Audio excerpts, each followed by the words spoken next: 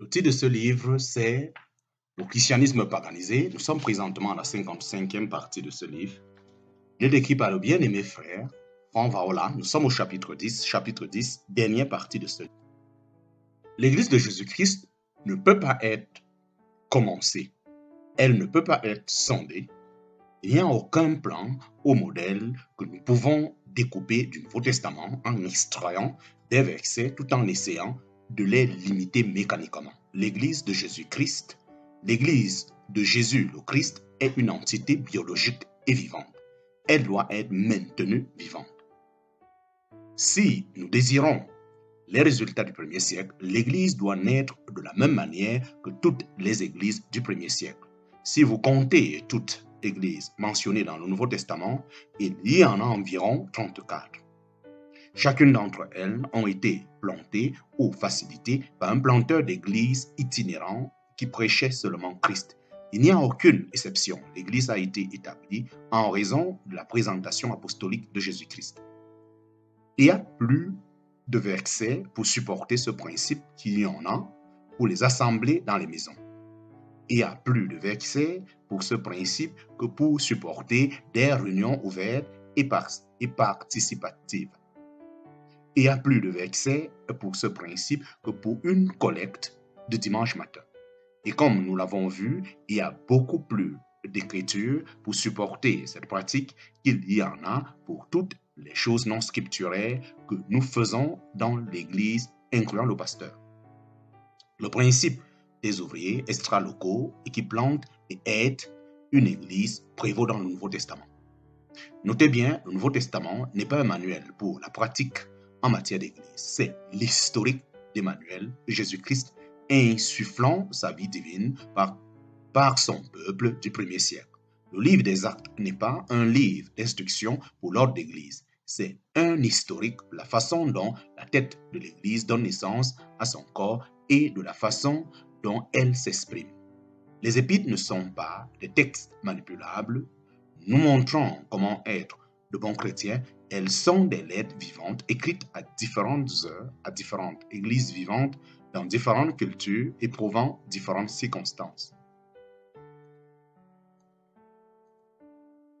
Mais elles parlent toutes d'une seule voix. Et cette voix découle d'un saga cohérent qui s'écoule librement. Un saga qui doit être dévoilé si jamais nous ne revenons à la mentalité chrétienne primitive et à la pratique de l'Église primitive. Un remède pratique. Quel est alors l'antidote à l'approche de presse-papier au Nouveau Testament? Quel est le remède qui vous introduira dans une expression vivante du corps du Christ style du premier siècle? L'antidote commence par la compréhension de notre Nouveau Testament.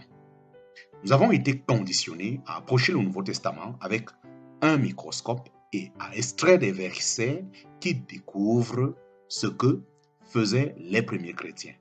Nous devons abandonner cette mentalité entière, prendre du recul et jeter un coup d'œil frais dans les Écritures.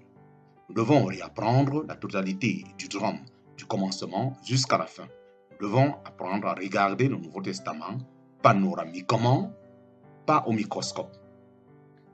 F.F. Bruce, un des plus grands auteurs de notre temps, fait un rapport impressionnant.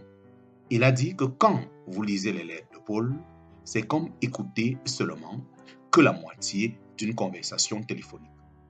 On a assez fait dans le domaine de la recherche biblique au cours des dernières années que nous pouvons reconstruire la saga entière de l'Église primitive. Avec reconnaissance, nous pouvons maintenant entendre l'autre côté de la conversation. Apprendre l'histoire de l'Église primitive traite pour toujours la fièvre de l'approche presse-papier du Nouveau Testament. L'étude de l'historique mettra à nu les principes spirituels conformes dans tout le Nouveau Testament qui sont en Dieu lui-même. Nous manquons radicalement ces principes en raison de la manière dont nous approchons la Bible. Ce qui n'aide pas non plus, c'est que notre Nouveau Testament n'est pas dans l'ordre chronologique. Quand vous apprenez l'histoire, vos versets doivent se marier et se plier à elle. Plus jamais vous ne pourriez prendre un verset hors du contexte et dire « Regarde, nous sommes censés faire ceci ». Plusieurs des versets que nous chrétiens retirons par habitude de la Bible ne se rapporteront simplement plus. Vous seriez renversé parce que, pour la première fois, vous comprendrez l'image entière. Défi final, défi final.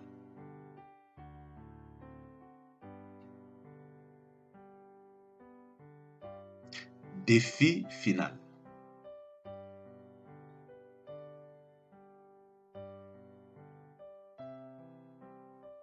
F.F. Bruce, un des plus grands auteurs de notre temps, fait un rapport impressionnant et il dit que quand vous lisez les lettres de Paul, c'est comme écouter seulement que la moitié d'une conversation téléphonique. On a assez fait dans le domaine de la recherche biblique au cours des dernières années que nous pouvons reconstruire la saga entière de l'Église primitive. Avec reconnaissance, nous pouvons maintenant entendre l'autre côté de la conversation. Apprendre l'histoire de l'Église primitive traite pour toujours la fièvre de l'approche presse-papier du Nouveau Testament. L'étude de l'histoire mettra à nu les principes spirituels conformes dans tout le Nouveau Testament qui sont en Dieu lui-même. Nous manquons radicalement ces principes en raison de la manière dont nous approchons la Bible. Ce qui n'aide pas non plus, c'est que notre Nouveau Testament n'est pas dans l'ordre chronologique. Quand vous apprenez l'histoire, vos versets doivent se marier et se plier à elle. Plus jamais vous ne pourriez prendre un verset hors du contexte et dire « Regarde, nous sommes censés faire ceci ». Plusieurs des versets que nous, chrétiens, retirons par habitude la Bible ne se rapporteront simplement plus. Vous seriez renversé parce que, pour la première fois, vous comprendrez l'image entière. Défi final, défi final. Quelqu'un une fois a dit, il n'est peut-être rien de pire que d'atteindre le haut de l'échelle pour découvrir que vous êtes sur le mauvais mur. Après la lecture de ce livre, vous devez pouvoir vous identifier en rapport avec cette citation. À cet égard, je me finirai avec un défi qui va directement au cœur. Vous avez appris que les pratiques en matière d'église que vous aviez silencieusement supposées être bibliques étaient en fait non scripturaires. Vous avez découvert l'origine de ces pratiques. Vous savez qu'elles n'ont pas une origine divine, mais humaine, même païenne. Et vous savez qu'elles contrecarrent l'intention finale de Dieu pour son Église. Vous vous êtes également rendu compte que vous étiez désespérément dépendant de cette tradition insurmontable, même retenue par elle. Dans cette journée chancelante, je pose la question laconique. Est-ce que vous, dites-moi, s'il vous plaît, abandonnerez cette tradition ou continuerez-vous de pratiquer ce que vous savez être en désaccord avec la voix de Dieu? Allez-vous ignorer avec désinvolture ce que vous avez lu dans ce livre concernant vos pratiques en matière d'église? Ou est-ce que vous seriez fidèle au fin absolu de la lumière en vous pour couper avec la tradition de l'homme afin de poursuivre la plénitude du Christ et de son Église? Après la réception de la lumière, continuerez-vous à élever vos inventions religieuses au-dessus de la révélation inspirée de Dieu ou porteriez-vous attention à la lumière qui est en vous? Feriez-vous le pas hors l'Église institutionnelle qui embrasse les pratiques opposées du Nouveau Testament ou annuleriez-vous ainsi la parole de Dieu au profit de vos traditions qui persistent à attacher une lourde pierre de meule sur le cou de l'Église de Christ? Continuerez-vous à sacrifier dans la ville du Pharaon ou iriez-vous sur les frontières pour estimer la distance et faire le plongeon? L'histoire montre que là où la conscience et la tradition sont en conflit, la grande partie du peuple de Dieu choisit la tradition. Alors maintenant, la question qui se pose à la maison est, qu'allez-vous faire? Qu'allez-vous faire? Depuis les 50 ou 100 dernières années, les recherches sur le Nouveau Testament ont assidûment et avec succès dressé la tâche de l'élucidation de ce qui était comme ecclésia dans le christianisme primitif, très différent de ce qui s'appelle aujourd'hui l'Église dans les camps romains et protestants. Cette approche qu'une étude impartiale du Nouveau Testament et le besoin criant de l'Église nous ont aidé à réaliser s'exprime comme suit. L'Ecclésia du Nouveau Testament est la communion avec Jésus-Christ, c'est une communion pure de personnes et n'a rien à voir avec le caractère d'une institution. Il est donc erroné d'identifier toute Église historiquement développée qui toutes sont marquées par un caractère institutionnel avec la véritable communion chrétienne. Je répète, nous sommes à la fin de ce livre. Ce livre qui a été écrit par le bien-aimé frère Franck Vaola et traduit par votre frère Nizako Honoré.